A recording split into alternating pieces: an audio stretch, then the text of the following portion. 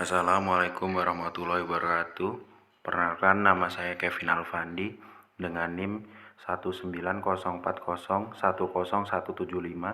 kelas 2E Prodi Farmasi angkatan 19. Di sini saya akan menjelaskan tentang amonium atau NH4+.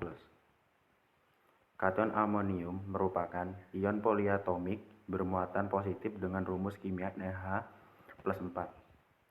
Amonium merupakan nama umum untuk amina tersubstitusi melalui protonasi atau bermuatan positif dan kation amonium kuartener yang satu atau lebih atom hidrogen digantikan oleh gugus organik. Amonium terbentuk melalui protonasi amonia. Di sini saya akan menjelaskan amonium dalam air sumur penduduk. Kation amonium adalah ion poliatomik bermuatan positif dengan rumus kimia NH4+. Ia terbentuk melalui protonasia amonia atau NH3. Air adalah salah satu materi alam yang sangat penting dalam kehidupan manusia karena dibutuhkan untuk berbagai kebutuhan rumah tangga seperti minum. Terbatasnya pembuangan sampah dapat menambah buruknya kualitas air. Salah satu bahan pencemar yang dapat dihasilkan dari keadaan seperti tersebut adalah amonium. Amonium atau NH4+ tidak boleh ada dalam sumber air minum. Amonium dalam air cenderung mengikat oksigen dan membentuk ion-ion nitrit dan nitrat dalam air. Nitrit yang terdapat dalam air minum dapat menyebabkan terjadinya suatu keadaan di mana nitrit akan mengikat Hb darah dan menghalangi ikatan Hb dengan oksigen sehingga tubuh kurang oksigen. Semakin meningkatnya pemakaian pupuk Korea di bidang pertanian yang merupakan sumber potensial dari pencemaran NH4 dalam air dan yang pada akhirnya akan dapat menyebabkan terkontaminasinya sumber air minum oleh amonium, nitrit, dan nitrat. Amonium tidak langsung memberikan dampak negatif pada manusia kecuali dari segi estetika, karena menimbulkan bau yang tidak sedap pada air. Cara kerjanya, dalam penelitian ini dilakukan pengambilan contoh air dari berbagai jenis sumur penduduk, baik sumur pompa tangan, pompa listrik, maupun pompa gali. Amonium dalam suasana asam dengan penambahan reaksi Nessler akan berubah warna dari kuningan menjadi biru. Warna biru lautan tersebut selanjutnya dibaca dalam spektrofometer pada panjang gelombang 400-500 meter. Penentuan kadar amonium dalam air dilakukan dengan membuat kurva kalibrasi persamaan garis regresi linier antara nilai absorpsi dan kadar amonium dalam contoh air. Selain pemeriksaan kandungan amonium di laboratorium, diamati pula keadaan fisik sumur dan lingkungan sekitarnya. Dan terdapat hasil tabel yang pertama, jumlah sumur yang mengandung amonium pada lokasi penelitian. Yang pertama, lokasi Sunter, keadaan lokasi dekat kebun sumur, jumlah sumur ada 7, jumlah sumur yang mengandung amonium ada 5. Yang kedua, Cipinang, dekat kebun sumur, jumlah sumurnya yang diperiksa ada 5, yang terkontaminasi mengandung amonium itu 1. Yang ketiga, Kampung Kapuk, dekat kebun sayur ada 10, dan yang mengandung amonium itu ada 7. Yang keempat ada Manggarai, dekat sungai, sumur ada 7, yang mengandung amonium itu 7. Yang kelima, Klender, pemukiman baru, sumur yang diperiksa itu 11, yang mengandung amonium itu 6. Dan untuk hasil yang kedua, keadaan lokasi dan jumlah sumur yang mengandung amonium. Yang pertama, dekat kebun sayur, yang diperiksa ada 22, yang mengandung amonium itu ada 13. Yang kedua, dekat sungai, pemeriksaan sumurnya ada 7, yang mengandung amonium itu ada 7. Yang ketiga, pemukiman baru, yang diperiksa ada 11, yang mengandung amonium itu 6. Yang ketiga, kisaran kadar amonium dalam sumur pada lokasi penelitian. Yang pertama, ada di Sunter, jumlah sumur ada 5, kisaran kadar amonium atau ppm seangin sampai 1,99. Yang kedua, Cipinang, jumlah sumur 1, kisaran kadar amonium 0,63. Yang ketiga, Kampung Kapuk, jumlah sumur ada 7, kisaran kadar amoniumnya seangin sampai 1,01. Yang keempat, menggarai. Jumlah sumur ada 7.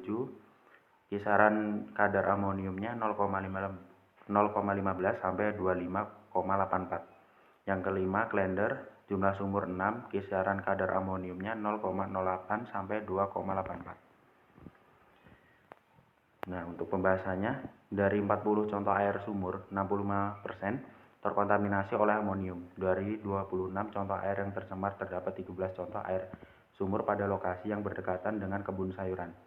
7 contoh air sumur yang lokasinya dekat dengan sungai, dan 6 contoh air sumur yang diambil dari daerah pemukiman baru. Kontaminasi air sumur yang berdekatan dengan kebun sayur diperkirakan karena tanah di sekitar sumur tersebut mengandung urea yang digunakan oleh para petani sayuran, atau yang berasal dari kotoran hewan seperti di daerah kampung-kampung di mana kotoran babi dipakai sebagai pupuk sayuran. Urea dalam tanah akan dihidrolisa dengan cepat oleh enzim urease menjadi amonium karbonat yang dengan sendirinya akan menaikkan kadar amonium dalam air sumur. Keadaan inilah yang diperiksa terjadi pada sumur-sumur yang diteliti di daerah Sunter, Cipinang, dan Kampung-Kapuk. Jadi pencemaran air sumur oleh amonium juga tergantung dari sifat tanah di sekitar sumur.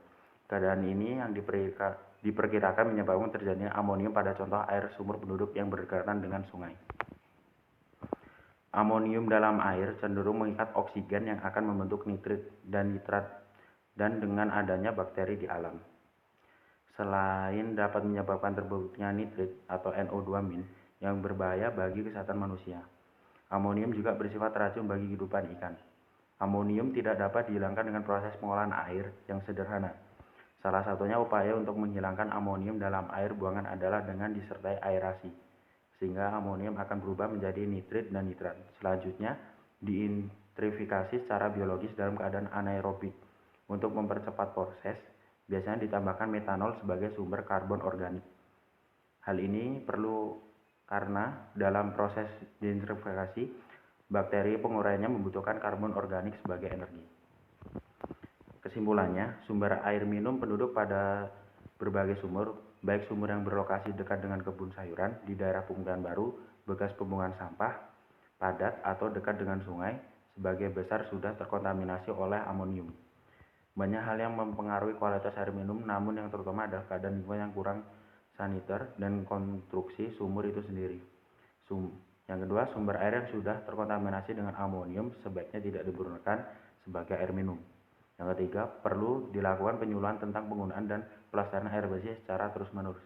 Yang ketiga, penyediaan sarana air minum dengan kapasitas dan cakupan tidak terlalu luas. Dan ini contoh jurnal yang sudah saya paparkan tadi. Yang kedua, saya akan menjelaskan tentang tiosulfat atau S2O3-2-. Ion tiosulfat merupakan ion sulfat dengan satu oksigen diganti dengan sulfur. Tiosulfat memiliki bentuk molekul tetrahedral dengan kesimetrian C. Tiosulfat terjadi secara alami dan diproduksi oleh proses biokimia tertentu. Tiosulfat dihasilkan oleh reaksi iosulfat dengan unsur yang tidak sempurna atau oksidasi pirit. Tiosulfat berguna dalam peleburan biji perak, dalam memproduksi barang-barang kulit, dan untuk membina pewarna pada tekstil. Tiosulfat stabil hanya dalam larutan netral atau basa, tetapi tidak larut dalam larutan asam. Karena distorsi terhadap sulfit dan sulfur mengalami dehidrasi menjadi sulfur dioksida.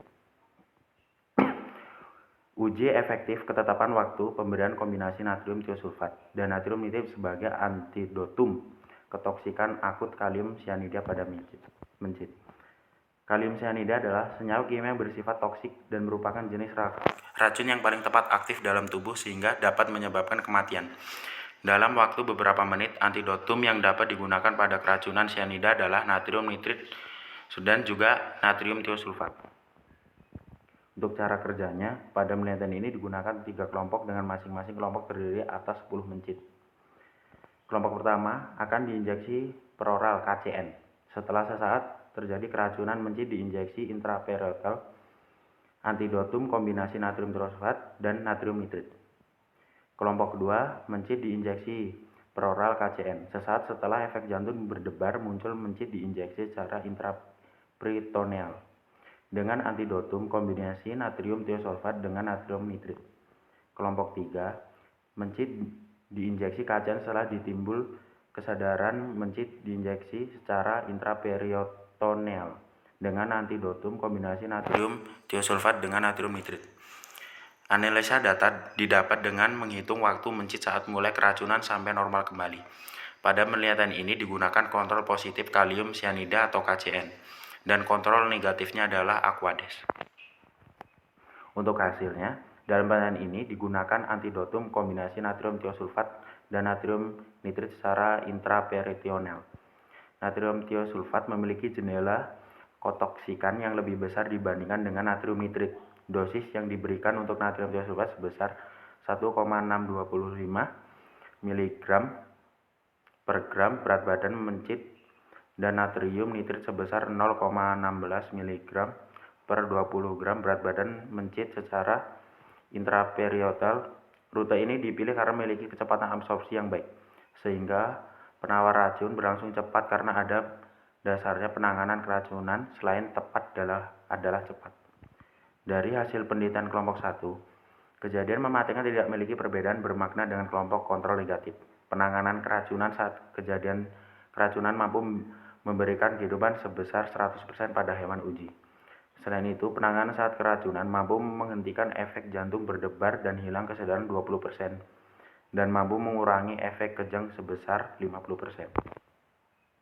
Hasil penelitian kelompok 2, kejadian mematikan mencit mampu dikurangi sebesar 60%. Pemberian antidotum pada saat kejadian jantung berdebar cukup efektif dalam menghambat absorpsi sianida dalam tubuh mencit. Dengan dosis antidotum yang sama, pemberian antidotum pada saat kejadian jantung berdebar mampu mengurangi kejadian hilang kesadaran sebesar 20% dan kejadian kejang sebesar 50%.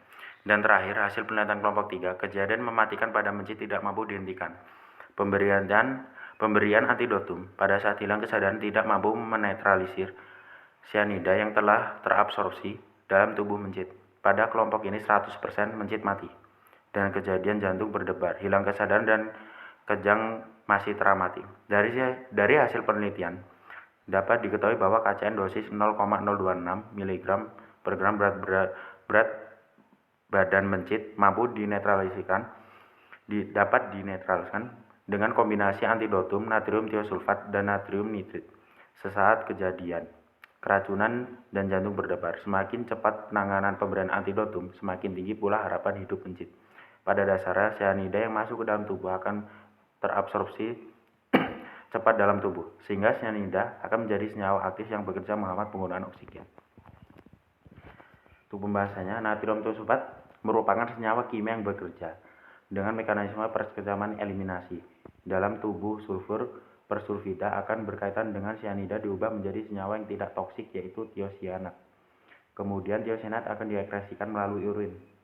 Kalium sianida dosis 200 mg per kilogram berat badan pada manusia menyebabkan keracunan akut yang berakibat pada kematian, artinya pada dosis yang sama dengan konversi berat dan mencit dengan dosis 0,026 mg per gram berat badan juga menyebabkan kematian pada mencit.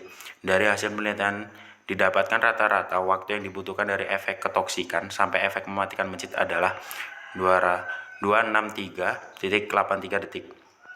Dalam tubuh, kalium sianida akan bereaksi dengan sejumlah enzim yang mengandung logam seperti enzim sitokrom oksidase. Sianida akan mengikat bagian aktif dari enzim sitokrom oksidase sehingga mengakibatkan terhentinya metabolisme sel secara aerobik. Metabolisme aerobik tergantung pada sistem enzim ini karena enzim sitokrom oksidase merupakan katalis utama yang berperan pada penggunaan oksigen dalam jaringan. Akibatnya, selalu persediaan oksigen kurang. Oksigen tidak bisa digunakan oleh jaringan, dan molekul ATP tidak lagi dibentuk. Keadaan ini mengakibatkan gejala efek toksik dari hasil pengamatan pada kontrol positif. Sianida 0,026 mg per gram berat badan. Ketoksikan akut sianida mengakibatkan efek toksik jantung berdebar, hilang kesadaran, kejang, dan pada akhirnya efek mematikan. Dengan adanya antidotum natrium tiosulfat, sianida akan mengikat sianida membentuk tiosianat, yaitu suatu senyawa yang tidak toksik. Kemudian dengan kombinasi natrium nitrit akan membentuk cyanmetoglobin yang mengaktifkan kembali aliran oksigen. Pada pengamatan penelitian 100% hewan uji kelompok perlakuan mengeluarkan cairan kuning pekat. Hal ini terjadi karena cyanida yang berikatan dengan kombinasi antidotum diekskresikan melalui urin. Selain itu, sifat dari cyanida adalah terbalik.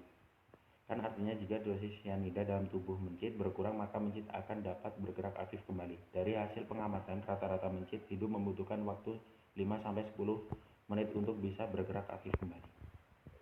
Untuk reaksi yang dihasilkan Na2, S2O3 plus Cn-, menghasilkan SCN- plus Na2SO3. Kesimpulannya, dari hasil penelitian dapat disimpulkan bahwa ketoksikan akut KCN dosis 0,026 mg per gram berat badan mencit mampu dinetralkan dengan kombinasi antidotum natrium tiosulfat 1,625 mg per gram berat badan dan natrium nitrit 0,16 mg per 20 gram berat badan. Semakin cepat penanganan pemberian antidotum, semakin meningkatnya presentasi kehidupan. Dari hasil pengamatan pemberian antidotum, sesaat terjadi keracunan efektif meningkatkan prosentase kehidupan lebih besar dibandingkan dengan pemberian antidotum setelah muncul efek ketoksikan jantung berdebar dan hilang kesadaran. Dan ini contoh jurnalnya. Terima kasih, sekian dari saya, Kevin Alfandi. Wassalamualaikum warahmatullahi wabarakatuh.